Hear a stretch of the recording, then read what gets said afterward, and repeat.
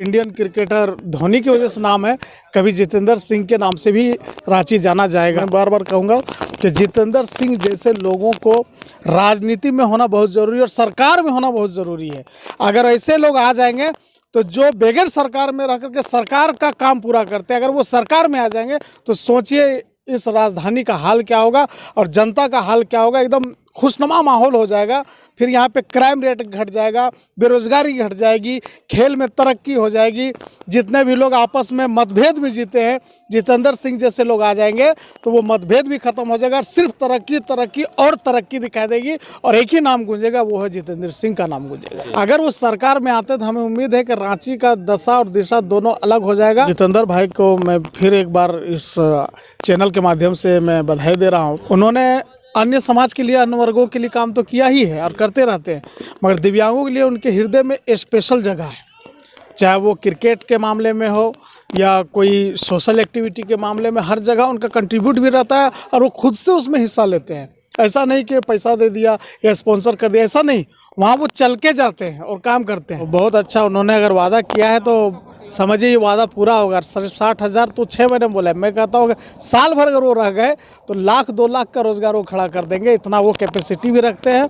और मैं ये कहना चाहूँगा खास करके आजसू सुप्रीमो जो सुदेश महतो हैं, आज अगर वो शहर में घूम रहे हैं या रांची शहर में उनको देखा जा रहा है तो उसकी वाहिद वजह है, सिंगल रीज़न है कि वो जितेंद्र सिंह की वजह से वो रांची शहर में नजर आ रहे, वरना इन शहर में उनका गठबंधन भी मजबूत नहीं था। जितेंद्र सिंह है जो सिर्फ आजसू का ही नेतृत्व नहीं करेंगे बल्कि रांची शहर के नेतृत्व करेंगे। और ये बहुत अच्छे इंसान को चुना उन्होंने, क्योंकि जितेंद्र सिंह 6 महीना आप बोल रहे हैं, 60,000 नहीं, बल्कि मैं कह रहा हूँ कि अगर हम लोग जैसे लोग और सपोर्ट करने लगेंगे तो 1,20,000 लोगों का रोजगार 6 महीने में हो जाएगा। मेरी पर्सनल राय ये है कि जितने भी सीएम अब तक रहे हैं या हैं, अगर सबसे बोल्डली अगर कोई स्पोक है हमारे पास झारखंड के नेतृत्व में तो सुदेश महतो का चेहरा है।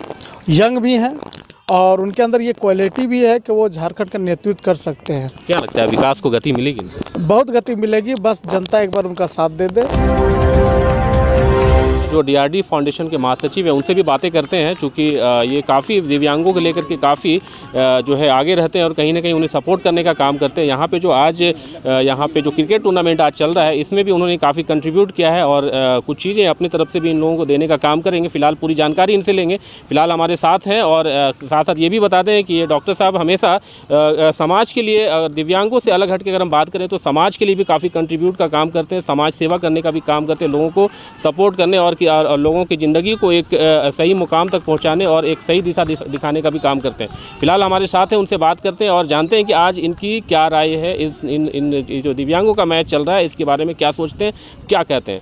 सर आपका बहुत बहुत स्वागत है हमारे चैनल। जी आपका भी बहुत शुक्रिया, आपका चैनल का भी बहुत शुक्रिया। सर क्या कुछ कहेंगे, आज दिव्यांगों का जो है आज मैच का आगाज़ हो चुका है और काफ़ी लोग हर्षोल्लास के साथ खेलते नज़र आ रहे हैं, काफ़ी कॉन्फिडेंस दिख रहा है, क्या? देखिए ये बहुत शुभ कार्य है और मैं मुबारकबाद दूंगा इस संस्था को और जितने लोग इसमें स्पॉन्सर किए उन सबको मैं बहुत बहुत बधाई दूंगा कि उन्होंने एक ऐसे समाज के प्रति सोचा है जिसको दुनिया अब तक ये समझती रही कि ये लाचार बेबस है, ज़्यादा ज़्यादा ये भीख मांगने का कार्य करेगी। मगर आज समाज इस बात से इन चीज़ों को देख करके आश्चर्य है कि जहाँ पे अच्छे से अच्छे जो बॉडी बिल्डर कहलाते हैं आज वो फेल नज़र आ रहे हैं हम दिव्यांगजनों के सामने।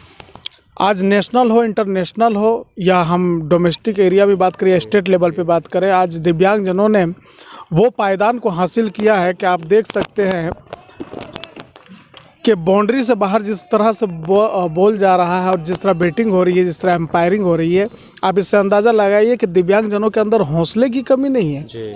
अगर कमी है तो सपोर्ट की कमी है।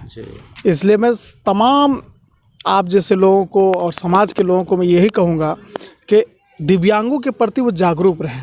सिर्फ खेल ही नहीं, जिन चीज़ों में दिव्यांगों को मौका मिलेगा वहाँ पे वो सबसे ऊपर नज़र आएंगे। ये बहुत अच्छी बात इन्होंने कहा कि जब यहाँ पे दिव्यांग अगर बैटिंग करते नज़र जो आ रहे हैं, हम और आप अगर बैटिंग करेंगे तो भी उस बॉल को उस अच्छी तरह से शॉट नहीं लगा सकते कि बाउंड्री के पार चला जाए, हमें भी बहुत मेहनत करने की ज़रूरत है। लेकिन यहाँ दिव्यांगों को जब आप देखेंगे तो यहाँ उनकी जो खेलने की जो टेक्निक का जो तरीका है उसे आप देखेंगे तो बिल्कुल आश्चर्यचकित रह जाने वाले हैं, चूँकि उनकी जो है खेल है बिल्कुल काबिल तारीफ़ है, बहुत बेहतरीन तरीके से वो यहाँ पर खेल पा रहे हैं। सर एक चीज़ है कि यहाँ पर अगर राजधानी रांची की अगर हम बात करें तो राजधानी रांची का एक काफ़ी चर्चित चेहरा आजकल अगर कहें तो गली मोहल्ले बच्चों के जवान पे आज है, जिसका नाम है जितेंद्र सिंह जी। और उन्होंने काफ़ी आज तारीफ़ की दिव्यांगों की। उन्होंने कहा कि दिव्यांग आज किसी से कम नहीं है, बिल्कुल इक्वल है, बराबर है, कोई भी कमी नहीं है। क्या कहेंगे इस बारे में? ना जितेंद्र भाई को मैं फिर एक बार इस चैनल के माध्यम से मैं बधाई दे रहा हूँ। वो हमेशा दिव्यांगों के प्रति, ये पर्सनली मेरा भी ये ओपिनियन है और मैं पर्सनली उनसे ताल्लुक़ रखता हूँ। उन्होंने अन्य समाज के लिए, अन्य वर्गों के लिए काम तो किया ही है और करते रहते हैं, मगर दिव्यांगों के लिए उनके हृदय में स्पेशल जगह है। चाहे वो क्रिकेट के मामले में हो या कोई सोशल एक्टिविटी के मामले में, हर जगह उनका कंट्रीब्यूट भी रहता है और वो खुद से उसमें हिस्सा लेते हैं। ऐसा नहीं कि पैसा दे दिया या स्पॉन्सर कर दिया, ऐसा नहीं, वहाँ वो चल के जाते हैं और काम करते हैं। अच्छा, उनके कार्यशैली के बारे में क्या कहेंगे? लोग कहते हैं कि समाज के लिए काफ़ी कुछ कर रहे हैं और कहीं ना कहीं समाज के जो पिछड़े लोग हैं ख़ास करके उन्हें उठाने का काम कर रहे हैं, लोगों को रोज़गार देने का काम कर रहे हैं। कोई अगर बीमार है तो बीमारी में इलाज कराने का काम कर रहे हैं, एजुकेशन में काम कर रहे हैं, स्पोर्ट्स में काम कर रहे हैं। क्या कहेंगे, आपको क्या लगता है? एकदम बिल्कुल सही। ये जो बातें हैं ये अफवाह नहीं है या बनावटी बातें नहीं, ये इनका काम है। हाँ, ये कह सकते हैं कि अभी वो उस पायदान को नहीं पहुँचे हैं जहाँ दुनिया उनको तस्लीम कर ले। ये बहुत अच्छी मेहनत रही है और अभी हमको लगता है 90% वो क्रॉस कर लिया और दिलों में जगह बना लिए। 10% ये का प्रतिनिधित्व करने जा रहे हैं, खास करके रांची शहर का। जब आज जैसे आजसू उन्होंने सम्मिलित हो चुके हैं और आजसू में सम्मिलित होने से पहले भी इन्होंने काफ़ी कुछ काम किया है। अभी तो आजसू में भी अभी रिसेंटली उन्होंने ज्वाइन किया, लेकिन अगर बताएं पार्टी में आने के बाद सरकार में अगर आ जाते हैं तो क्या लगता है, क्या कुछ होने जा रहा है? मैं वही तो कह रहा था, मैं वही बात आपने रोक दिया कि अभी वो बगैर किसी पार्टी के जब इतना काम कर रहे थे कि 90% जगह बना लिए थे, 10% अब ये कि वो प्रतिनिधित्व करेंगे रांची का किसी पार्टी से। आजसू पार्टी में भी ज्वाइन किए। अगर वो सरकार में आते तो हमें उम्मीद है कि रांची का दशा और दिशा दोनों अलग हो जाएगा। और अभी तो हमारे इंडियन क्रिकेटर धोनी की वजह से नाम है, कभी जितेंद्र सिंह के नाम से भी रांची जाना जाएगा। और मैं ख़ास तौर पर झारखंड सरकार के हाफिजुल हसन जी को भी मुबारकबाद देना चाहता हूँ। उन्होंने जब भी दिव्यांग लोगों ने कभी स्टेडियम मांगा या सपोर्ट मांगा तो उन्होंने हमेशा अपनी तैयारी अलग दिखाई है, बढ़ चढ़ के हिस्सा लिया है। तो ये हैं हमारे सपोर्टर। मैं समाज से ये कहना चाहूँगा कि दिव्यांगजनों के प्रति आपके नज़रों में जो भी है, चाहे आप घृणा रखते हैं या उन्हें कम की नज़र से देखते हैं, तो सब छोड़ दें, क्योंकि दिव्यांग अब उस आसमान की ऊंचाई को छू चुका है जहां अच्छे नहीं पहुंच पाते हैं। आज भी मैंने देखा कि जब जितेंद्र सिंह जी हों या फिर सुदेश महतो जी हों, जी आने के बाद यहाँ के जितने क्रिकेटर थे उन्हें गले लगाए, उनसे बातें की, उनके साथ वक्त बिताया, फ़ोटो सेशन चला, क्रिकेट एक बार में जो है वो बैटिंग भी किया उन्होंने। क्या कहेंगे उन लोगों के लगाव को? एकदम वो खुद भी खेल को समझते हैं और जितेंद्र भाई तो इसी स्टेडियम में खेले हुए हैं, हम लोग उस दिन से जानते हैं उनको, इसी स्टेडियम में खेले हुए हैं, बहुत अच्छा खेल रखते हैं। मैं बार कहूँगा कि जितेंद्र सिंह जैसे लोगों को राजनीति में होना बहुत ज़रूरी है और सरकार में होना बहुत ज़रूरी है। अगर ऐसे लोग आ जाएंगे तो जो बगैर सरकार में रह करके सरकार का काम पूरा करते हैं, अगर वो सरकार में आ जाएंगे तो सोचिए इस राजधानी का हाल क्या होगा और जनता का हाल क्या होगा। एकदम खुशनुमा माहौल हो जाएगा। फिर यहाँ पे क्राइम रेट घट जाएगा, बेरोजगारी घट जाएगी, खेल में तरक्की हो जाएगी। जितने भी लोग आपस में मतभेद भी जीते हैं, जितेंद्र सिंह जैसे लोग आ जाएंगे तो वो मतभेद भी खत्म हो जाएगा। सिर्फ तरक्की और तरक्की दिखाई देगी और एक ही नाम गूंजेगा, वो है जितेंद्र सिंह का नाम गूंजेगा। चलिए, बहुत अच्छी बात इन्होंने कहा, लेकिन एक बात मैं आपको बताऊँ कि जब जितेंद्र सिंह जी ने आजसू जिस दिन आजसू का दामन थामा था, उस दिन मुझे लगता है सैकड़ों की तादाद, उससे भी ज़्यादा, मतलब हज़ारों की तादाद में जो है लोग वहाँ पे उपस्थित हुए थे और लोग जो है जितेंद्र सिंह की जिंदाबाद के नारे भी लगा रहे थे लोग। यूँ कहें कि उस मंच में आने के बाद हमने एक चीज़ नोटिस किया वहाँ पे कि लोग जब पार्टी को ज्वाइन करते हैं तो उस वक्त होती है कि भाई किसी दूसरे का क्रिटिसाइज़ करना, बुराई करना, पैर खींचना या उनकी कमियों को बताना, इस तरह की बातें करते हैं। लेकिन स्टेज में जाने के बाद उन्होंने हमेशा विकास की बात की, उन्होंने 60,000 लोगों को रोज़गार देने की बात की। बिल्कुल। क्या कहेंगे, क्या लगता है कि 60,000 लोगों की जो बातें किए हैं उन्होंने, 6 महीने के अंदर 60,000 लोगों को रोज़गार देने का बात किया उन्होंने, क्या लगता है क्या कुछ होने जा रहा है? और बहुत अच्छा, उन्होंने अगर वादा किया है तो समझिए ये वादा पूरा होगा। 60,000 तो 6 महीने में बोला है, मैं कहता हूँ साल भर अगर वो रह गए तो 1,00,000-2 लाख का रोज़गार वो खड़ा कर देंगे, इतना वो कैपेसिटी भी रखते हैं।